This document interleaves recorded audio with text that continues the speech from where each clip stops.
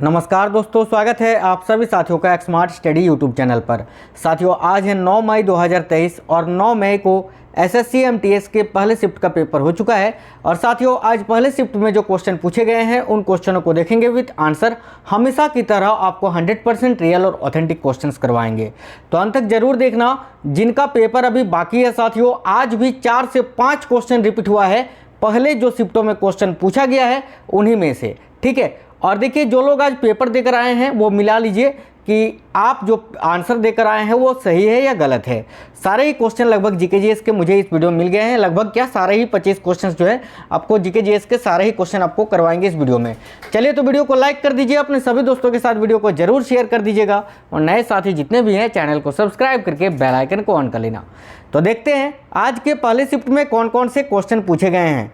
साथियों, जिनका पेपर अभी आने वाले दिनों में है, आप लोग जरूर जो है सारे एनालाइज के वीडियो देखा करिए। डेली आपको एनालाइज करवा रहे हैं। शाम में एक वीडियो आता है जिसमें तीनों शिफ्ट के क्वेश्चन आपको एक ही वीडियो में मिल जाता है, तो आप लोग जो है उस वीडियो को भी जरूर देखा करिए। देखिए, आज जो क्वेश्चन पूछा गया था उसमें से एक क्वेश्चन ये है कि जिम कॉर्बेट नेशनल पार्क ये कहाँ स्थित है।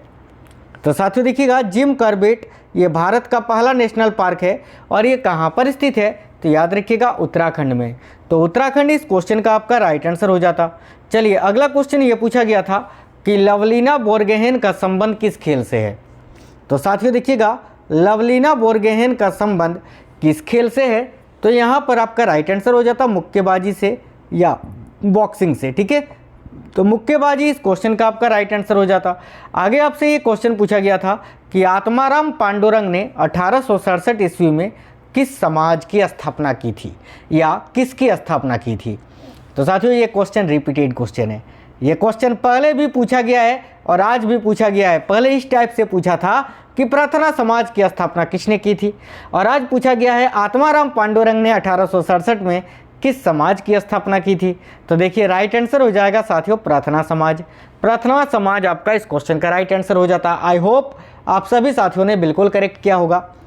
चलिए, आगे क्वेश्चन पूछा गया था 2011 के जनगणना के अनुसार किस राज्य का जनसंख्या, मतलब कि दूसरा सबसे अधिक जनसंख्या वाला राज्य कौन सा है। दूसरा, सेकंड है ना, फर्स्ट नहीं था, सेकंड था। जो लोग उत्तर प्रदेश करके आए हैं वो बिल्कुल गलत कर दिए इस क्वेश्चन को। अब देखिए, 2011 की जनगणना के अनुसार जो सेकंड यानी दूसरा सबसे ज़्यादा जनसंख्या वाला राज्य है वो है महाराष्ट्र। इस क्वेश्चन का राइट आंसर आपका महाराष्ट्र हो जाता। और अगर आपसे सबसे अधिक जनसंख्या वाला पूछे तो फिर आपका उत्तर प्रदेश आएगा। देखिए, पहले नंबर पर है साथियों उत्तर प्रदेश, दूसरे नंबर पर महाराष्ट्र, तीसरे नंबर पर बिहार, ठीक है। चलिए, आगे जो है ये क्वेश्चन पूछा गया था कि Meltwater champion chess tournament 2022 को किसने जीता है। बहुत ही इंपॉर्टेंट ये क्वेश्चन था और इस क्वेश्चन को आप सभी ने बिल्कुल करेक्ट किया होगा। राइट आंसर है मैग्नस कार्लसन, ठीक है, क्योंकि Meltwater champions chess tournament 2022 का खिताब जो है वो मैग्नस कार्लसन ने ही जीता है। तो मैग्नस कार्लसन करेक्ट आंसर हो जाता। चलिए आगे देखते हैं। आगे आपसे एक क्वेश्चन पूछा गया था तुजुक ए जहांगीरी के लेखक कौन है। तो देखिए, तुजुक ए बाबरी के लेखक बाबर और तुजुक ए जहांगीरी के लेखक स्वयं जहांगीर। तो इस क्वेश्चन का राइट आंसर हो जाता जहांगीर, है ना। तुजुक ए जहांगीरी जो कि जहांगीर की आत्मकथा है और इसके लेखक स्वयं जहांगीर ही हैं। तो करेक्ट आंसर क्या हो जाता, जहांगीर। चलिए आगे देखते हैं। अगला क्वेश्चन पूछा गया था आपसे, इनमें से किस राज्य की सीमा म्यांमार से नहीं लगती है, या म्यांमार देश की सीमा इनमें से किस राज्य से नहीं लगती है। वहाँ पर 4 ऑप्शन थे, 4 में से तीनों ऑप्शन आपके लगने वाले थे। एक ऑप्शन आपका सिक्किम था जो कि राइट आंसर हो जाता, क्योंकि साथियों सिक्किम राज्य की जो सीमा है वो म्यांमार से नहीं लगती है। तो राइट आंसर हो जाता साथियों सिक्किम यहाँ पर, ठीक है। चलिएगा आगे, अगला क्वेश्चन पूछा गया था इनमें से कौन सा लोक नृत्य महाराष्ट्र राज्य से संबंधित है। आपके ऑप्शन थे बिहू, गिद्दा, इसके अलावा घूमर और एक लावनी। तो बिहू तो आपको पता है असम, गिद्दा पंजाब, घूमर राजस्थान और एक था आपका लावनी। तो साथियों लावनी, तमाशा ये सब महाराष्ट्र राज्य का लोक नृत्य है। तो लावनी आपका राइट आंसर हो जाता। और ये सिंपल क्वेश्चन था, आप सभी ने बिल्कुल उड़ा दिया होगा। चलिए अगला क्वेश्चन एक पूछा गया था, टॉप क्वेश्चन था ये कि टॉप 10 देशों की जनसंख्या की सूची में इनमें से कौन सा देश शामिल नहीं है। यानी सबसे अधिक जनसंख्या वाले जो टॉप 10 देश हैं, ठीक है, टॉप 10 देश, जैसे कि सबसे अधिक जनसंख्या जो है वो साथियों चीन का है, दूसरा सबसे अधिक जनसंख्या भारत का है। इस प्रकार से कौन सा देश है जो टॉप 10 देशों की सूची में नहीं है, ठीक है। ऑप्शन आपके सामने पाकिस्तान और भी क्या क्या थे, ठीक है, लेकिन एक ऑप्शन आपका कनाडा था, तो कनाडा आपका राइट आंसर हो जाता। देखिए क्षेत्रफल की दृष्टि से सबसे बड़ा जो देश है वो रूस है, और दूसरा सबसे बड़ा देश क्षेत्रफल की दृष्टि से कनाडा है, लेकिन जनसंख्या की दृष्टि से ये काफ़ी पीछे है, ठीक है। तो यहाँ पर आपका कनाडा राइट आंसर हो जाता। चलिएगा आगे, आपसे अगला क्वेश्चन पूछा गया था, लोकसभा के पीठासीन अधिकारी कौन होते हैं। बहुत ही ये अच्छा क्वेश्चन था साथियों। और देखिए लोकसभा के जो पीठासीन अधिकारी होते हैं वो होते हैं लोकसभा अध्यक्ष, यानी जिसको आप बोलते हैं स्पीकर, ठीक है, लोकसभा अध्यक्ष, जो कि अभी वर्तमान में ओम बिरला जी हैं।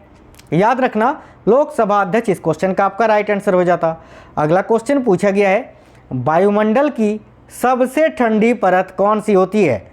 तो साथियों देखिए बहिर्मंडल, ये सौरमंडल, इस टाइप के आपके ऑप्शन थे।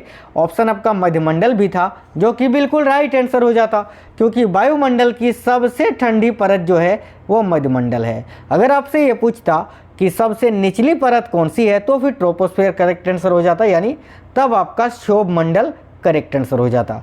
चलिएगा साथियों, वीडियो को लाइक जरूर करते चलिएगा, क्योंकि साथियों आपके एक लाइक से हमें मोटिवेशन मिलता है। एक क्वेश्चन ये था कि प्रधानमंत्री जनधन योजना, देखिए प्रधानमंत्री जनधन योजना में 12 अक्टूबर 2022 तक सर्वाधिक खाता किस राज्य में खोला गया है।